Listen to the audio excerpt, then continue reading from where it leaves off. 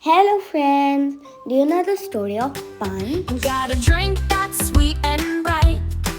We call it punch, a colorful sight. It's cold and juicy, full of flavor, a fruity treat that kids all savor. But wait, we've got a secret key to where the word punch came to be. It traveled from a language bold and grand, from ancient India's sunny land. The recipe was clear and true, with just 5 things for me and you.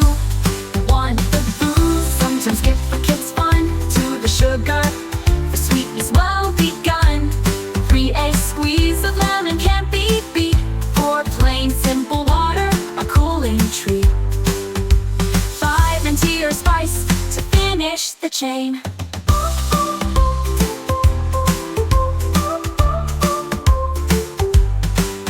5 things in the bowl were found.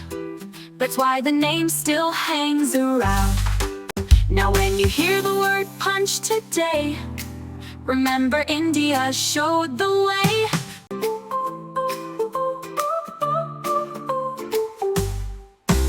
That's all.